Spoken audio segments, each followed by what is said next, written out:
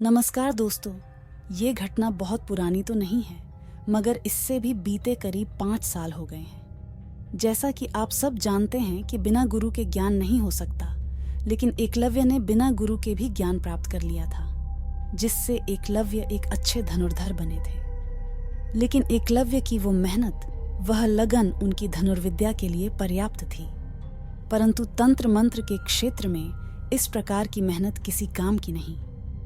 इस क्षेत्र में एक सिद्ध गुरु का होना अत्यंत आवश्यक है।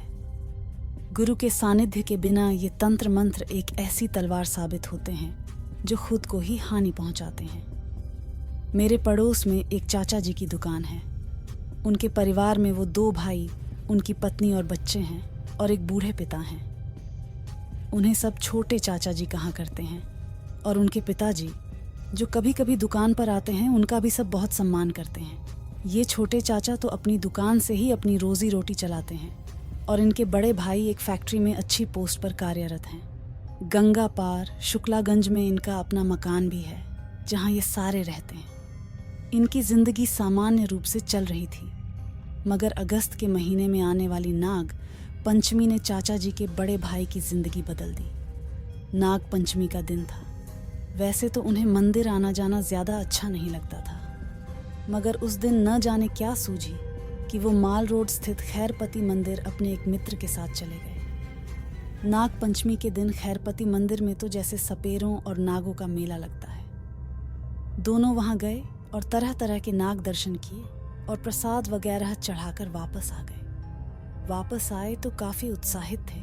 उन्होंने अपनी पत्नी को बताया कि वहां एक अजीब किस्म का नाग देखा, जो कि अत्यंत खूबसूरत और काफी बड़ा था। जब उन्होंने सपेरे से पूछा कि वो कौन सा नाग है और कहाँ मिला उसे, तो सपेरे ने उन्हें बताया कि उसने सर्प मोहिनी विद्या से किसी और सांप को पकड़ना चाहा था, मगर ये वहां आ गया, इसलिए इसे भी पकड़ लिया। चाचा जी ने उस विद्या और तंत्र मंत्र के बारे में कई सवाल पूछे, मगर सपेरे ने विस्तृत जानकारी देने से मना कर दिया। चाचा जी के मन में ये सब सीखने की लालसा जागृत होने लगी। उन्होंने सपेरे से अपना शिष्य बनाने का आग्रह किया, मगर सपेरे ने ये कहकर टाल दिया कि वे एक सांसारिक पुरुष हैं। वो ऐसी वैरागी विद्या का दान उन्हें नहीं दे सकते। इस बात का उन्हें दुहक तो था, मगर उनकी लालसा शांत नहीं हुई। वे प्रतिदिन किसी न किसी गुरु की तलाश में रहने लगे।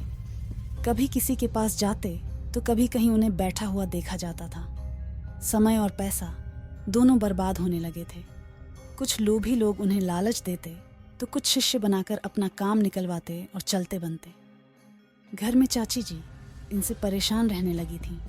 एक दिन उन्होंने अपने ससुर से ये सारी बातें बता दी और उन्हें समझाने को कहा। परिणाम स्वरूप चाचा जी की अच्छी आरती हुई, और फिर उन्होंने गुरु की तलाश और धन की व्यर्थता छोड़ दी और अपनी सामान्य जिंदगी में वापस आ गए। लेकिन मन के किसी कोने में उनकी ये लालसा अभी भी पनप रही थी। कुछ दिन बीते जब सब कुछ सामान्य हो गया। एक दिन चाचा जी गर्मी की वजह से छत पर सोने गए। अचानक रात के करीब 12 बजे वे अचानक छत से सीधा नीचे आंगन में आ गिरे। आवाज सुनकर सब दौड़े। चाचा जी बेहोश पड़े थे। सबने सोचा कि कहीं कोई चोर उचक्का तो नहीं है ऊपर, जिसने इन्हें मारने की कोशिश की हो। छोटे चाचा ने ऊपर जाकर देखा तो वहां कोई नहीं था, सिर्फ रक्त की कुछ बूंदें पड़ी हुई थीं। ऊपर चारपाई पर बिस्तर लगा हुआ था। छोटे चाचा को लगा कि शायद यहाँ कोई हाथापाई हुई है, मगर उन्हें ऐसा कुछ भी न मिला। फिर सोचा कि शायद उन्हें चक्कर आया होगा, जिससे उन्हें चोट लगी और फिर नीचे जा गिरे। फिर वे वापस नीचे बड़े चाचा के पास गए। वे अभी भी बेहोश थे। उन्हें उठाकर अस्पताल ले जाया गया। वहां उन्हें अगले दिन सुबह होश आया, मगर वे किसी को भी पहचान नहीं पाए। घर में हाहाकार मच चुका था। किसी की कुछ समझ नहीं आ रहा था कि क्या से क्या हो गया है। सिर्फ चाचा जी ही बता सकते थे, और वे ही अपनी याददाश्त खो चुके थे। डॉक्टर ने भी किसी भी मानसिक चोट की मौजूदगी से इनकार किया। सारी रिपोर्ट सामान्य थी। न कोई आघात, न कोई परेशानी, केवल तेज धड़कन और खोई हुई याददाश्त के सिवा। खैर, डॉक्टर ने उन्हें घर ले जाकर आराम करने की सलाह दी। सो छोटे चाचा जी ने किया। वे घर आ गए। चुपचाप बस एक कमरे में पड़े रहते।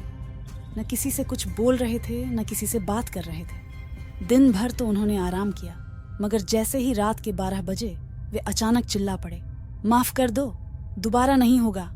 हे बाबा, माफ कर दो। अब छोटे चाचा और उनके पिताजी जान सांसत में आ गए कि ये क्या हो रहा है। उन्होंने बहुत पूछा कि कौन बाबा, किससे माफी मांग रहे हो, मगर उन्होंने कोई जवाब नहीं दिया और फिर बेहोश हो गए। छोटे चाचा और उनके पिताजी उन्हें वैसा ही सोता छोड़ इस बात के बारे में बात करने लगे और सोचने लगे कि क्या किया जाए।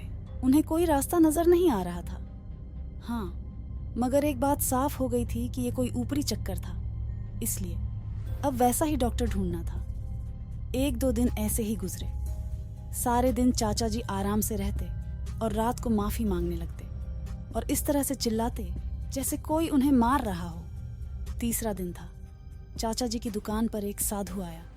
बेटा, हम उज्जैन से हरिद्वार की यात्रा पर हैं, अपनी हस्ती के हिसाब से कुछ दान दे दो। अरे बाबा, माफ करो यार, मेरी वैसे ही हालत खराब है, आपको क्या दान दूंगा।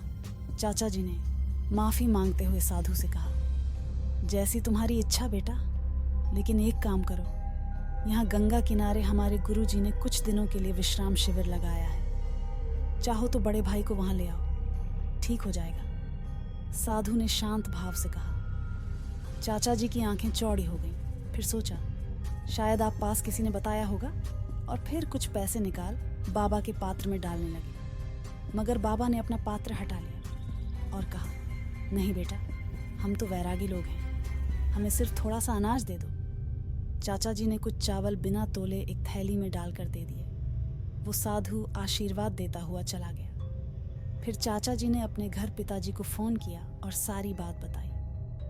उन्हें तो जैसे उम्मीद की एक रोशनी दिखाई दी। चाचा जी शाम से पहले ही अपनी दुकान बंद करके घर पहुंचे और फिर दान के लिए कुछ वस्तुएं लीं, कुछ फल और थोड़ा अनाज। फिर वो दोनों बड़े चाचा जी को लेकर उसी विश्राम शिविर में पहुंच गए। चाचा जी को वो साधु वहीं मिले और फिर चाचा जी को बैठाया। पानी वगैरह से ठीक उसी तरह सेवा की गई जैसा कि भारत की संस्कृति में मेहमानों को भगवान मानकर की जाती रही है। फिर उन साधु ने चाचा जी के पिताजी के साथ बड़े चाचा जी और छोटे चाचा जी को अपने गुरु से मिलवाया। चाचा जी के अनुसार उनके गुरु देखने से ही कोई सच्चे साधु लग रहे थे। पर्वत जैसी जटा, चमकता ललाट, मुख पर तेज, वाणी में सौम्यता और अतिथि के प्रति उतना ही सत्कार। वो चाचा जी लोगों के सामने ऊंचे स्थान से उतरकर उन्हीं के बराबर जमीन पर बैठ गए और खैरियत वगैरह पूछी। चाचा जी ने सारा वृत्तांत उन्हें सुना दिया। सब कुछ अच्छी तरह सुनने के बाद उन्होंने चाचा जी के पिताजी से कहा, जो कुछ ये हुआ, ये तो नादानी से हुआ है। आप बस इतना कीजिएगा कि आज तो शनिवार है, सोमवार को सेतु पुल के नीचे एक दिया, एक जोड़ी खड़ाऊं, एक लंगोट, एक चिलम और कुछ फूल और सफेद बर्फी लेकर चढ़ा देना और माफी मांगते हुए कहना, महाराज, ये तो एक नासमझ बालक है, इससे जो भी गलती हुई है क्षमा कर दीजिए और अपना भोग लेकर हम पर कृपा कीजिए। ऐसा ये दोबारा नहीं करेगा और ये काम सिर्फ आप करना, अपने लड़के को मत भेजना, ठीक है? और कोई कितनी भी आवाज दे, पीछे मुड़कर मत देखना, न आते वक्त न जाते वक्त। बाबा, आपकी बात समझ तो आ गई, मगर ऐसा क्या हुआ है इसके साथ? इससे आखिर कौन सी गलती हो गई? चाचा जी के पिता ने हाथ जोड़कर साधु महाराज से पूछा। बालक बुद्धि है, एक किताब से पढ़कर बड़ी शक्ति को रक्त भोग देकर सिद्ध करना चाह रहा था, वो भी गंगा किनारे।